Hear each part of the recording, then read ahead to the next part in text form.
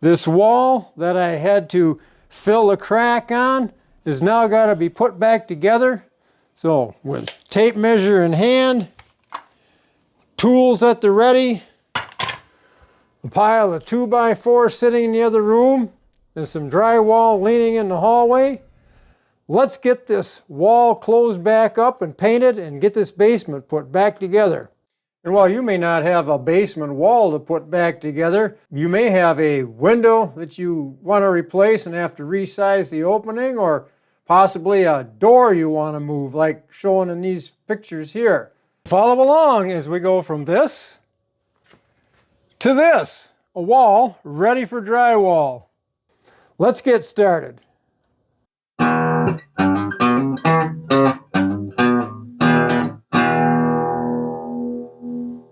When I finished off these basement walls a little over 20 years ago, I did the wall framing in sections. It just made it a lot easier. So off to my right is the first section, and I had to take studs out of this second section here in order to get to the wall to do the crack repair.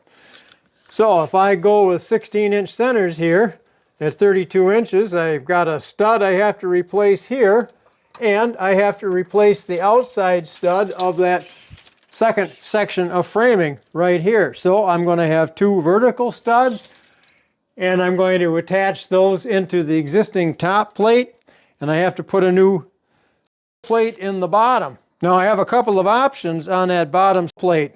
I can secure it to the floor with the Hilti gun and drive a couple of nails into the concrete, but I don't really want to do that, so I'm going to do a short section of stud right here to secure that bottom into the framework here. So I'm going to go cut some 2x4 sections and we'll get those put in. I took some dimensions and cut a bottom plate and this little short piece, 12-inch long piece, to anchor it into the stud on this side.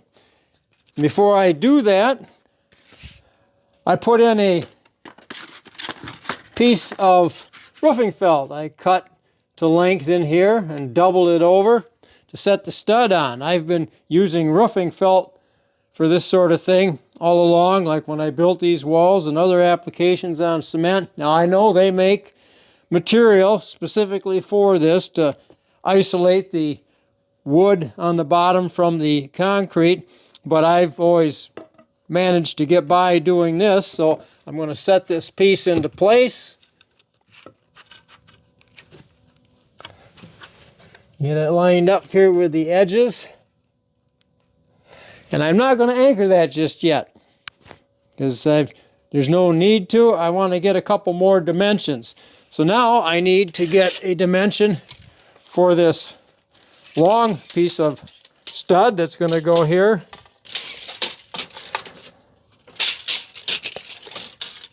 Get on the outside edge of that wire so I get a good accurate measurement here. Run this up, and I need a piece about 86 3/4 inches. So I'll go up to the shed and get that cut, and we will put that in. I have the two studs cut, and I have the holes bored in both of them for the wire to go through. Before I put those in, I had to chip away some of this material that's used to seal this crack when you're injecting that filler I did to fill those cracks, because it was interfering with the stud. So in this section here where the stud goes through, chip that away. It was easy enough to do. It's kind of a semi-elastic material. And then where I had bare concrete, again I sealed that up with some dry guard cement sealer paint, waterproofing paint. I've used this for years on basement walls, block walls. Does a great job. If you've got a moisture problem, it keeps the moisture from weeping in. Obviously won't stop a major leak, but it will get rid of some of that condensation moisture, water coming back in. So we're going to let that dry until tomorrow, and then we're going to put these studs in. I've also prepped the wall area in the other room and got the studs cut for that as well. And I had to do the same thing, chip some stuff away, get it painted, and where I did some fill work on the bottom, get that painted and sealed. So that'll be drying too overnight. I'm going to secure this stud into the other stud here with a couple of 3-inch construction screws. I'm using screws on this. I always use screws when I'm doing this kind of work rather than try to drive nails. When I build framing, I've got a pneumatic framing nailer that I use, and that works really great for big jobs. But when you're trying to get into small places like this, I like to stick with these screws because sometimes you have to make an adjustment and you want to back it out because you're working in some pretty tight spaces. And what I had to do, this stud here over time has twisted a little bit, and just enough that if I attach this here flat, it would kick that bottom stud out from the wall too much. So I went and got some shims. I've got this clamped in place and we're going to secure it.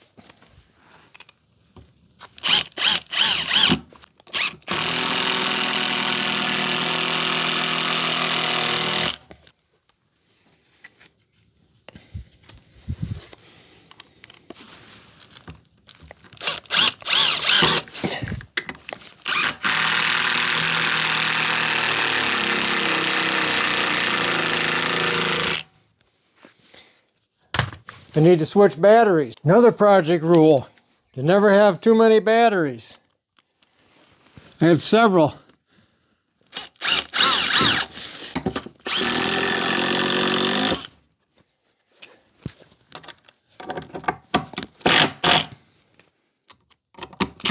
That's better.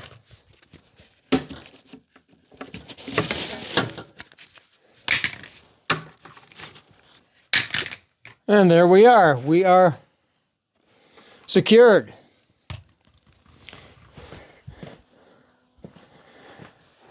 Now I'll just snap these shims off and we're in business. It's always a good idea to have shims on hand. You never know when you're going to need them, especially doing work like this. And a big box of construction screws. Earlier today, I turned the breaker off that feeds this wire, feeds the outlets along this wall, and in the other end of the basement, I had those spliced together while I had this wall open. They will go back into an outlet box here because there was an outlet right in this spot. Pre-drilled a hole in this 2x4 for the wire to go through. Set the 2x4 in place, and then I got it aligned. It's in pretty snug. Use a pry bar to work it out if I have to, or take the hammer and a block and tap it in. And then I used, as I always do, a section of 2x4 as a guide when I'm tapping it in so that I know I am lined up all the way up and down on the 2x4. Got it clamped tightly in place. So we're gonna secure the 2x4 to the other one using 3-inch construction screws.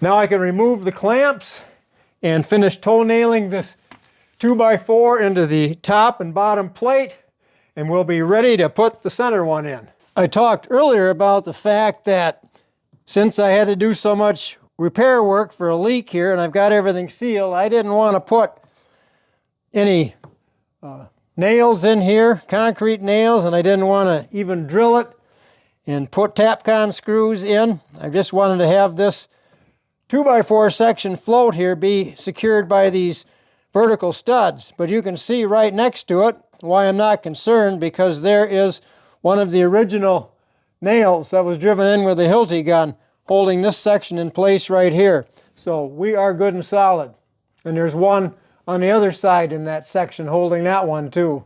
And as I always run into, especially when I'm doing work on old work like this and putting something back in, the walls themselves are oftentimes not straight. Now these are pretty straight because I put these in pretty straight when I did it, but over time the 2x4s move a little bit. They warp, especially since we had the moisture here. So you can see at the bottom I've got marked where the stud has to be, I have a block fastened down to the bottom plate that I tapped the other edge of that stud into because this is a brand new stud. It was a premium grade stud, not just a rough construction stud, and it was still warped. So I'm going to get it fastened at the bottom correctly, and then I will move my way up to the top, and I will have to straighten that out and put a block up there to get it lined up, so when I toenail it in, the 2x4 has the twist out of it.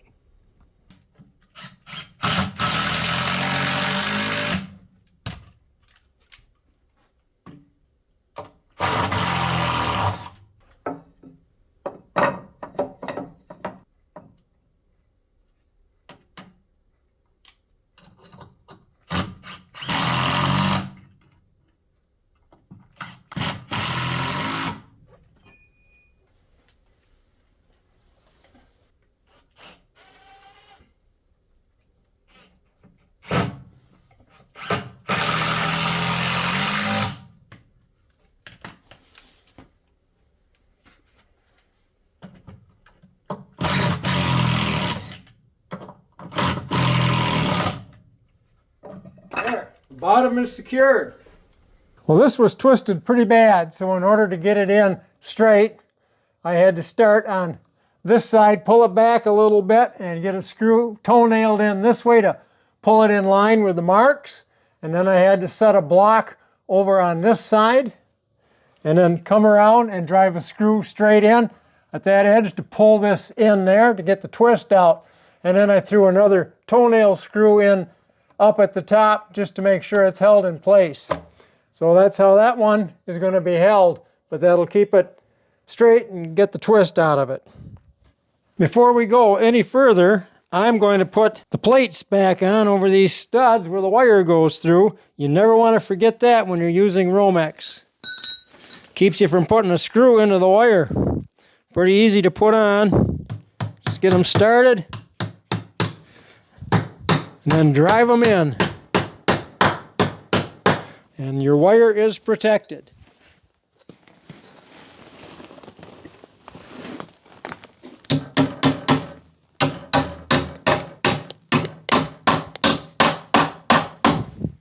There. Now we can get the insulation in and the vapor barrier back up. The insulation is in. Finish stapling that.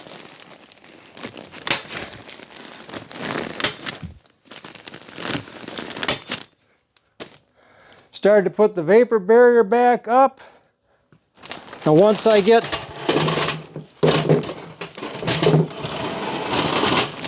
the old one back in place, I will put a fresh sheet over the top of it just to seal up where all the old staple holes were and other damage while I was doing this work, and we will be ready for drywall.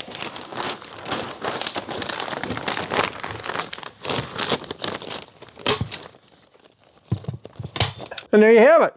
Got the studs replaced after fixing that leak in the wall, and we were successful with that. Insulation back in, vapor barrier going back up.